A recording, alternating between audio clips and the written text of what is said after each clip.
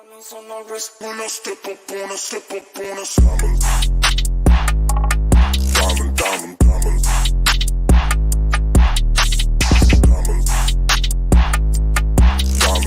Diamonds on my wrist when I step up on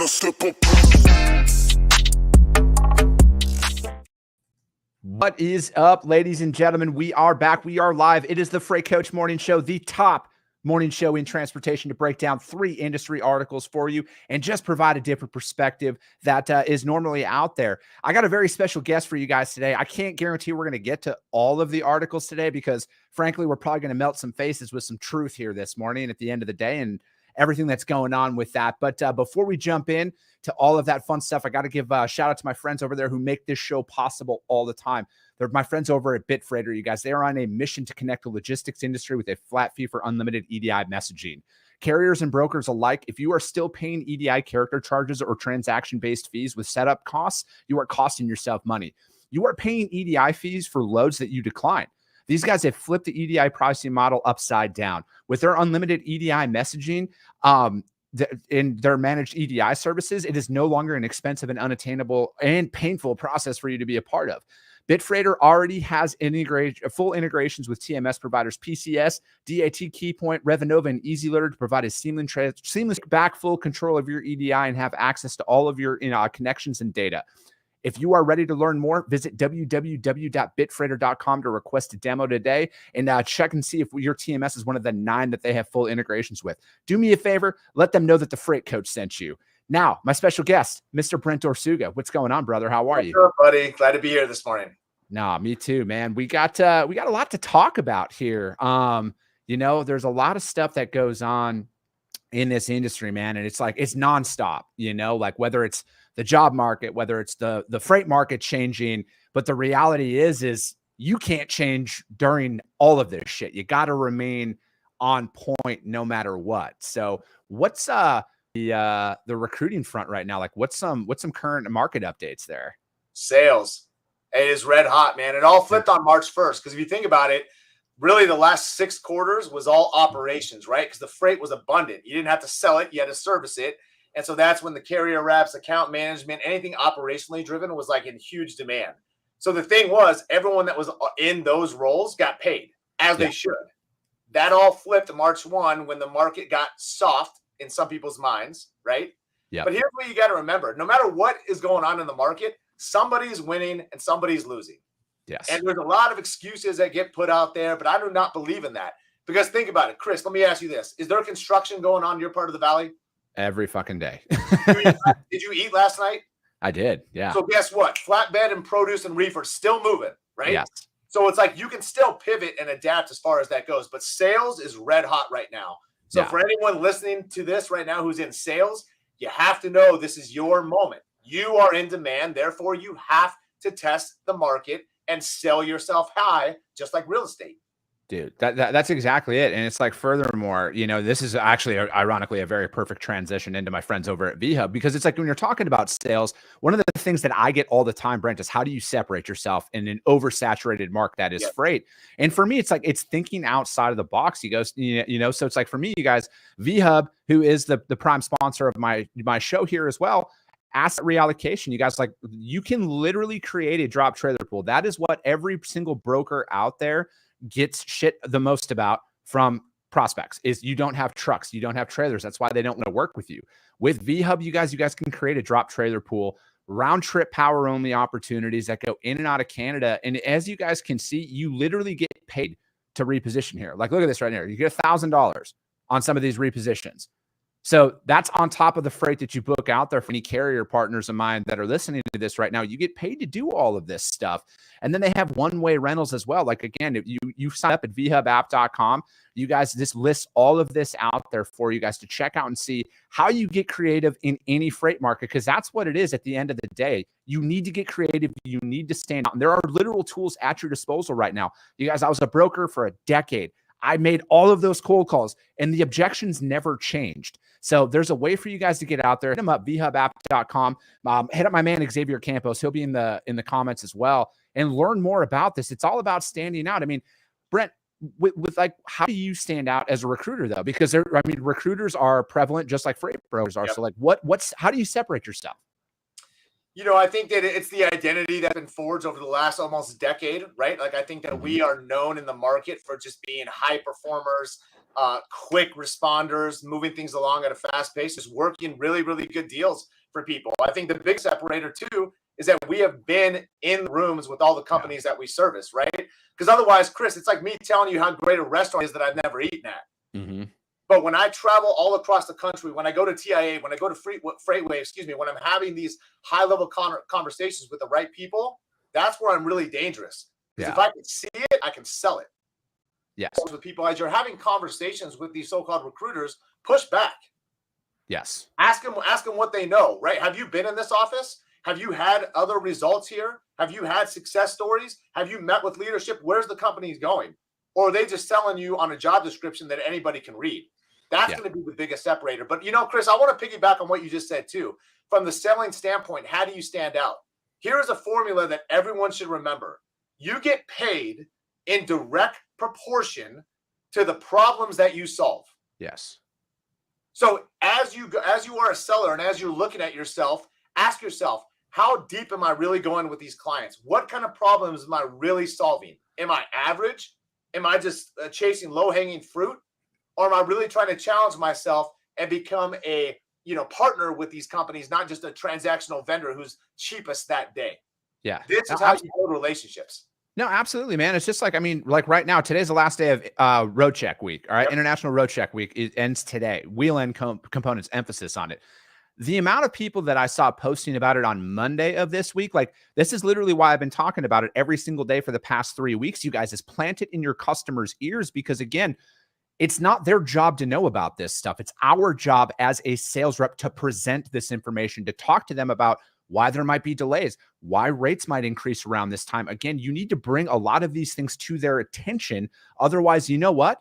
I know a lot of savages out there who are bringing it to their attention. And where's the real value that you're doing if you're literally only willing to do what everybody else is willing to do? There is no value in working with you.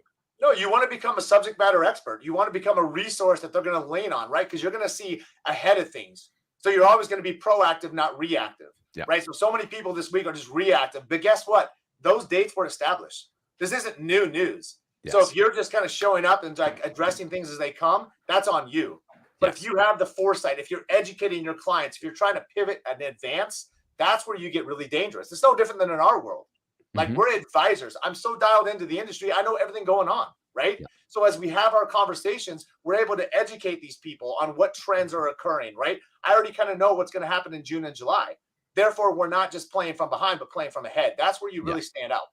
No, and that's exactly it. It's like it's in taking that, and kind of transitioning it into being a broker and working in sales. You guys, it's reading the market for what it is and relaying that information to your customers. Because again, when markets change, when rates drop, when they increase, you start seeing it. It builds up. It's not like I've never had a customer come to me and be like, you got to drop your rate $2 a mile overnight. That's never happened, So it's like when you see this happen, learn how to read a freight market, you guys. There is so much power in it. It's not just about tender rejections. It's not just about spot market or contracted freight. There is a science behind all of this. I'm not a scientist. I can barely add, but at the end of the day, I can read. All right. I can see a trend happening. I can see the gradual decrease in a lane, and I can take that information and bring it to my customer and be like, hey, I can pretty much educate. It's all an educated guess at the end of the day, but I can bring it to them with confidence and say, I can lock in my rate for the next 60 days at this price, because based off of the previous 60 days, there hasn't been a drastic drop or an increase or whatever that looks like. So it's taking that information.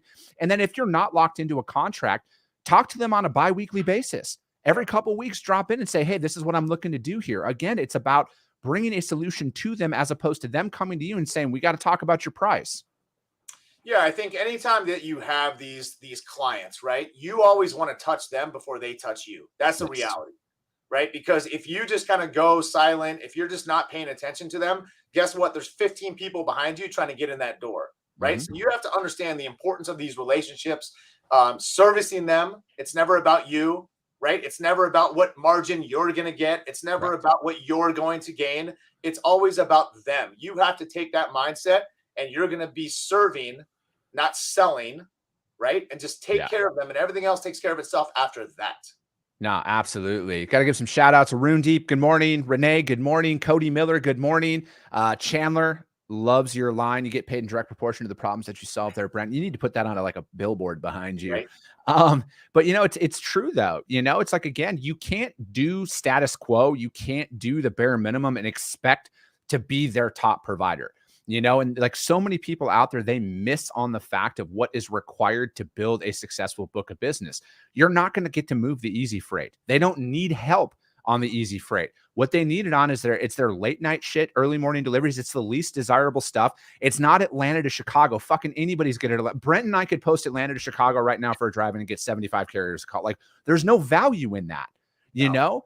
And to me, it's like, it's taking that information and bringing it out there. Furthermore, how you present market shifts, like right now with fuel prices being what they are. Again, it's up $5.61 a gallon this week. It's up almost $2.40 a gallon year over year. How are you presenting that to your customers? Are you just saying, hey, fuel's up, we got to increase our prices? Or are you breaking a lot of this information down to them?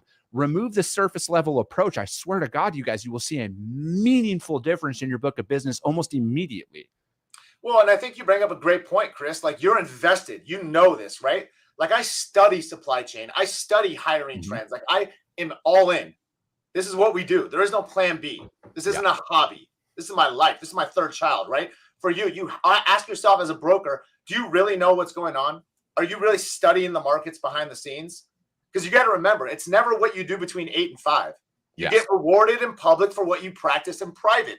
Yes. What are you doing when no one's watching? What are you doing after hours? You watching Netflix? You hanging out? You watching Instagram and other people's lives, right? Or are you actually trying to get better on yourself and what you do? And here's the thing too, Chris, I think this is sales 101 and sales in general. If I was running a sales team in a brokerage, the biggest thing you have to push with these people is what is your pipeline? Yeah. What does that look like?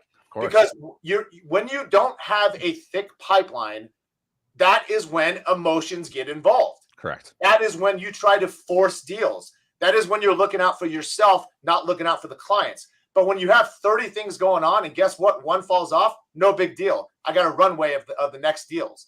But when you have 3 deals popping off and 2 fall off, guess what? Now you start to get emotional and now you start to treat things differently. Control the controllables. Dude, absolutely, man. It is. Keep your pipeline full, you guys. I work with my clients on this all the time. Just because you're moving 100 loads in a month or whatever that number looks like, that doesn't mean that you're on easy street. That means that you actually dig your heels in and you do more, because like real shit happens, you guys. There's a lot of stuff that's out of our control that as a broker, we just literally have very little to do with, and customers are going to pull their business, like hell. I thought I had a great relationship with a customer. Then they brought in a new transportation manager, and that new transportation manager brought in an entire new network that they were working with previously and kicked out all their legacy providers. That's just fucking reality, you guys. What are you going to do about that though? Are you going to cry about it? Or are you going to, if you have a full pipeline, it's going to suck for a little bit, but you have angles that you can do. You can provide the solution, control what you can control. Like you said, Brent. Yeah, and I'm going to speak on like from a recruiting standpoint, like what do we look for? Like where are we able to get these people the biggest deals, right? There's always a formula there. These are the questions that we ask every single person that is on the sales side, right? How many accounts are you servicing? When was the last new account you brought on? Talk to me about the last 90 days. Did you inherit an account or did you go out and hunt for them, right? Your book of business, how many accounts is that spread over, right? Like from a percentage standpoint, if you have 20 accounts, is 80% of your book in one account? I want to know that, right? Yeah. Here's the biggest thing too. You got to know your numbers. Stats and stories sell. The biggest thing that we look for from a selling standpoint, what is your monthly gross profit? Yeah. Because guess what that is? Points per game. The higher that number, the higher leverage you have to go to the market. It's not about a transferable book. I'm not going to oversell you to the market. Hey, this person's going to bring over $100,000 day one, because that's not reality. But as a seller, you have to know your stats and peel back those layers to know that data. That's where you get dangerous. That's where you get the big deals. Yeah, absolutely, man. Dude. So before we jump into our first articles, I do have a freight coach tally. We're at day 29 of there being a truck parking issue in this industry, as well as facilities out there that do not allow drivers to use the fucking bathroom. So again, I'm not going to stop talking about this because it's, a lot of people like to talk about some of this shit when it's popular to get some clicks. I'm bringing this up every day until there's meaningful change out there. And that meaningful change is going to come from the drivers, because if you think you're not the problem, go on Facebook. I swear to God, you guys, there's a lot of great fucking information that's out there. And it'll humble you really quick. If you think you're one of those people who's not part of the problem, you'll know real quick out there if you are. So first article we're going to break down today is from Transport Topics, ttnews.com. Acting FMCSA Chief Robin Hutchinson says truck parking a top issue. Here we go. We're going to talk about that. Were you at this in Scottsdale? They were in Scottsdale for this, I guess. I heard about that. Yeah. I didn't see it, but I heard about it. Yeah. So there is so much we're working on together, Hutchinson said during an interview to more than 500 attendees at the American Trucking Association's mid-year management session. She's been the acting administrator since January 19th after serving as the deputy assistant secretary out there. And then she's heard sustained applause when she said the truck parking remains the top FMCSA issue that's out there. We know that there's a need for more truck parking. We are working with our partners. This is another instance where it is not solvable by one entity alone. We are working with our the Federal Highway Administration and everything that's out there. It's a huge safety issue. And I think that, and they go on to talk about that, and drivers being overworked and there's not adequate parking and everything else. And now I know that there's other things that we can do, as a trucking company to get them, trip planning and everything else out there. But again, these are the topics that can't go away, because how many times are you out there, Brent, driving around and you see trucks on the side of the freeway or the on-ramps because that's where their e-logs ran out? Yeah. I mean, it's every day, right? I mean, you just go up and down the 10 and you see it all day long. Yeah. So, I mean, this is a big issue. I mean, this is an issue that goes deeper than just the parking, right? I think these truck drivers for the first time are actually getting some attention the last couple of years, which I think is amazing, right? And I think that I've even seen on LinkedIn people that are promoting the health dynamic for them, right? And I think about this all the time too, Chris. I think even when COVID started, you and I both went out to the avenues, right? And we went to the truck stops, right? I thought that was a big deal because I just wanted to serve them as the best as I could. Man, what do you guys need, right? Because we're so thankful for what you do. But as you go into these places, even think about this. Forget the parking. Think about what these guys have to eat. Yeah. Can you imagine going into a truck stop and living on sunflower seeds and beef jerky and Red Bull? That's a tough life, man. Right? Why is no one addressing that? That's a whole nother topic we can go down. But I have so much respect for what these guys do. And how grateful were they when you showed up to give them anything? Dude, that's the thing is it's a lot of the drivers that I talk to, Brent, they're not asking for much, they're asking to respect. And that was one of the biggest things that my dad talked about. He was like, people just don't give a shit about drivers. And he did it for 40 years. He was a business owner, man. Dude, that. And that's the crazy part about it. And again, I see other people's sides of the argument here. I get that, but that's a small fringe, and you can't treat everybody because of a couple of bad actors that are out there doing these things. And, fears truck parking is going to become a pure reservation reservation/pay to park architecture. Sounds like a real infrastructure program for the government could actually do. Matt Fink. Yeah, it's, dude, that's the thing, man, is it's this, there's so much. And again, I get the driving's tough. Yeah. All right. I understand the lifestyle. I've literally been around it my entire life. But again, it's what more can we do outside of just parking? When it comes to rest, it is that education piece. And again, it's you're a business owner, Brent. It's not your responsibility to tell me what my numbers need to be or vice versa. Yep. But it's our job to educate and provide resources for the trucking community instead of just turning a blind eye of that's not my fucking problem. We can't do that anymore. That silo's been there forever. And if you want change, you have to be the change. Well, I think brokers treat these people like they're just so expendable, right? And they're just like a true vendor. And you don't realize your numbers are predicated on what they do, right? Once you take some pride and treat them a certain way and watch what happens, right? You want to build relationships, not just with your shippers, but you want to build relationships with those people. And or if you're a seller, build relationships with your internal carrier team, right? Watch how they treat the marketplace. Yes. Because life, this, Chris, everything's a boomerang. What you put out, you're going to get right back, right? And I see and I've heard and I've walked in these brokerages and heard how some of these people communicate with these drivers, and I cringe. Yeah. And I'm just like, wow, man, that is so transactional, right? And that is just not going to serve you well in the long run. I can guarantee that. No, absolutely not. And, and before we jump on again, that was the ttnews.com acting FMCSA Chief Robin Hutchinson says truck parking a top issue. I want to ask you guys this and leave you with this. if your drivers that you source, your broker, the drivers that you source, if they've never brought you a lead for a new shipper, that tells you all you need to know about how your carrier team is acting. Because those drivers that I booked and worked with long term, they were my best sales force out there. They got me in the door at so many more facilities than I could ever imagine, because that's your sales force. That's an extension of your sales force. And again, I understand like this, there's some other shit that can happen, but if you treat somebody with a little respect and you give that driver what they're looking for, you'll have more freight than you could ever know what to imagine. And it's wild to me that it's such an odd concept, and it's lost on so many people. Let's go to this one, remote collaboration. I want to talk about this one because I know that this one's all over. And this one was from inboundlogistics.com. It's the 5 benefits of remote collaboration for logistics leaders. What are you seeing out there? Because you see who was that big company that just like, oh, we're going fully remote or something recently? Airbnb announced that. Yeah. I want to hear from you. I really liked what he said. Like I get both sides of the coin, right? And we deal with this every single day. The Airbnb mindset was, look, the best talent is going to be all over the country. And if you are just limiting yourself to a certain mile radius, are you truly going to get the best talent? And I do believe in that. But what you have to remember, the formula back in the day was always the same. Productivity led to flexibility, right? You produce, guess what? You got a little wiggle room.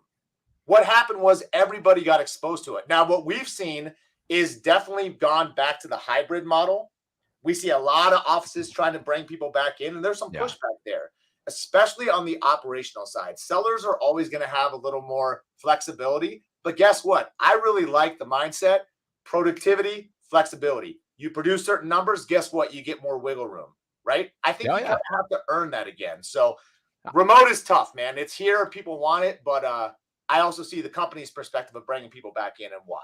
Yeah, I see, so it's like my stance on it is a lot of it is like the technology is there, all right, to run a successful remote working environment. But what you're talking about, if you want flexibility, you guys produce. It is literally the greatest.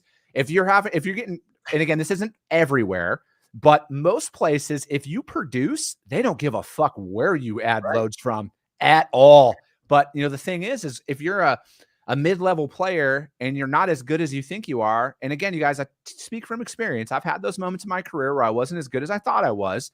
I thought I should have all the flexibility in the world. But the fact of the matter is when you're producing, when you're making money for not only yourself, but for the company, most people are pretty fucking relaxed because like we're not lawyers or doctors that have to be at a courtroom or inside of a hospital for the most part. Yeah, and look, I mean, when you're remote, I mean, the only thing that people can really watch is activity. So it's actually pretty easy to stand out and separate yourself if you are going to be remote just by pure data, pure stats, right? I don't know, man. I feel like we talk to a lot of people that are just comfortable. I think you and I don't speak that language, so it's kind of hard for me to resonate with that sometime. But I think if you're a dog, if you're a killer, if you have that mindset to get after it, it's really not that hard to separate yourself in a company right now. It's not. Yeah. No, I'm right there with you, man. And I think like, having that, like what Airbnb said about that 5 mile radius or 10 mile radius of your office and, and maximizing your potential. I think that again, that remote work, it's like, I know now, like with technology in my business, like I can meet with 7 different people in 7 different states in 7 hours now, and it's like, it is leveraging that. And there is a ton of cost saving benefits of doing all of that, that's out there. But again, I think like if you truly want to see the difference and you truly want that freedom that you're looking for, and when you can actually produce, sales solves everything, you guys. If that's one thing that I can look back on over my 10 years as a broker, sales literally solves everything. Yeah. It always has, and it always will, man. A lot of people just get in their own way, right? So it's a contact sport. Yeah. It is, right? And so again, it goes back to the pipeline. It goes back to activity. It goes back to controlling the controllables. No excuses. Own your stuff, and just get after it, right? Yeah. Like I don't know. I have a hard time resonating with average, but I like high performers because we speak the same language.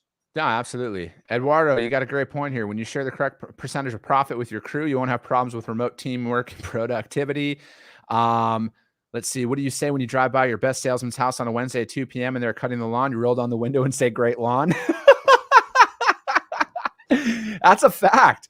That's a fact. That one, you guys, is from inboundlogistics.com. 5 benefits of remote collaboration for logistics leaders. And again, we're not going to get to the last article here, you guys, because I want to end it on a high note here about what anybody could do from your perspective right now, Brent. Anybody out there who's looking for a new job, or they're looking to, fucking even just improve themselves. What could they do today to stand out in a crowd? Because dude, I'm convinced right now more than ever, it's not that hard to fucking stand out. No. If you're willing to put in the work, and I mean truly willing to put in the work, you can build a fucking great book of business quick. But what are some characteristics that you've seen that really stand out? I think having a clear vision of what you want, right? Like, what are you pursuing? What are you targeting? What are you trying to accomplish? Do you have certain metrics that you're trying to hit, right? Or are you just showing up and winging it? Like you and I, we discuss this behind the scenes all the time on how I set goals, right? I come from a place that it's already happened and I work backwards and reverse engineer it. Yeah. But how many people are actually trying to hit a specific target and then using it like a math equation to understand what the activity is going to take to get there? Right? Because if you don't know what you're trying to hit, how are you possibly going to get it? And so that's the biggest thing too. But Chris, I think for just people in general, it's just a mindset shift of how bad do you really want it? How bad do you really want to separate yourself? How bad do you really want to get after it every single day? You and I take no days off, right? Mm-hmm. And my mindset has always been just win the day. If you can win today, then I can hopefully win tomorrow, build momentum, win the week, win the month, win the quarter. But you got to compete. You have to compete. That's all I've ever asked for people. The other day, I went to the Suns-Mavs Game 7. It was a joke, right? Yeah. Because this is what happens even in business and life and these brokerages. You're either playing offense or you're playing defense. That day, and that's all that matters, is that day, the Mavs came out them. Yeah. They were playing offense. They were running downhill on this team, and the Suns were backpedaling. They got punched early on. They didn't know how to handle it, right? So in our business and what we do in our team, everything we do is playing offense.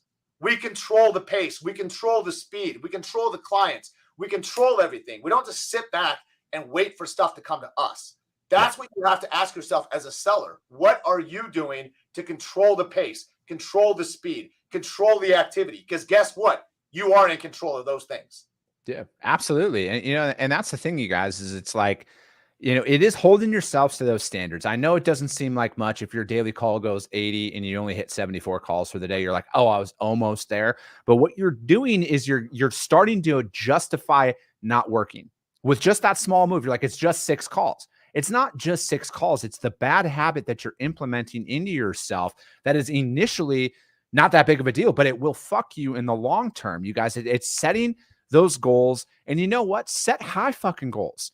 Like everything, like where I'm at right now, you guys, I'll repost this picture of where I was 2 years ago, working out of my bedroom on a busted ass folding table, just trying to fucking survive. Your mindset is everything. Setting very direct goals about what you want to do is everything. And trust me when I say this, you guys, the majority of the people out there do not want to fucking work.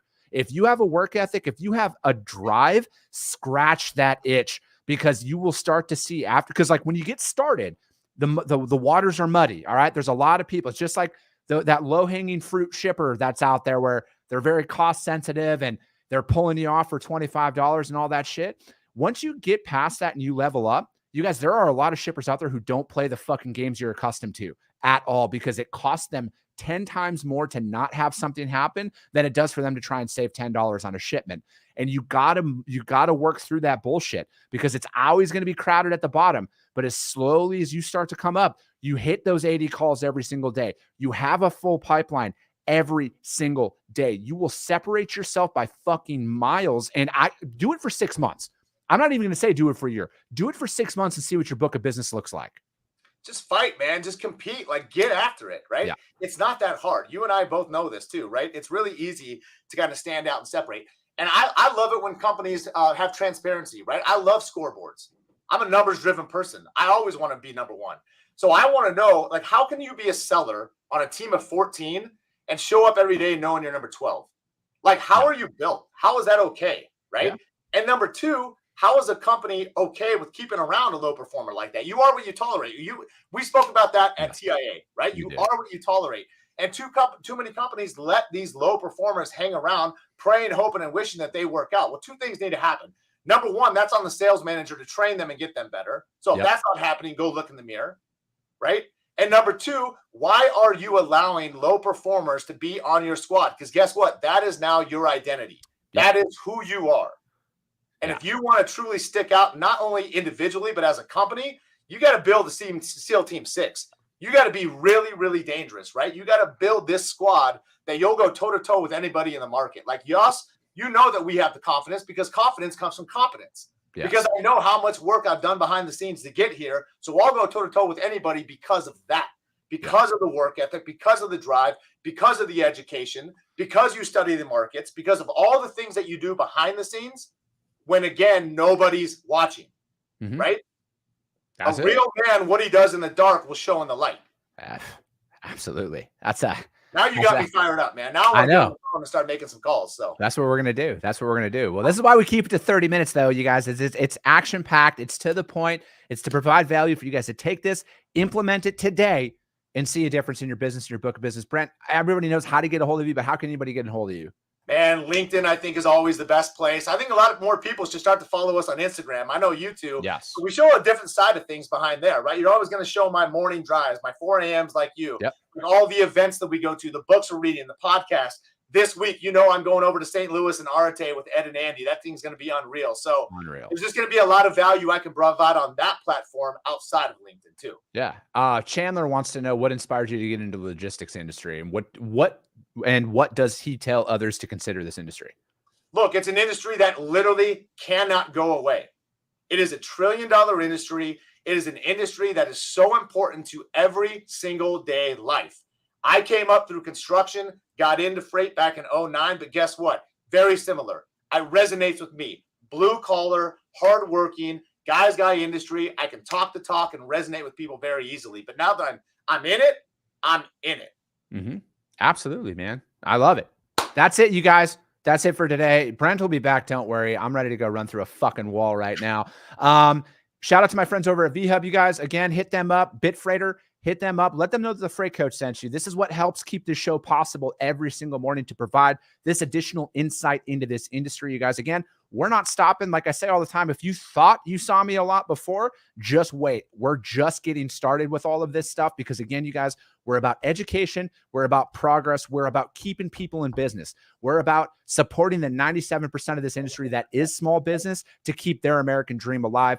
Make sure you subscribe and share this out. The audio-only version of this will be available on the podcast later on today. Again, new episodes on that drop every single Tuesday and Friday. I appreciate you guys all so much, and we'll be talking to you soon. And now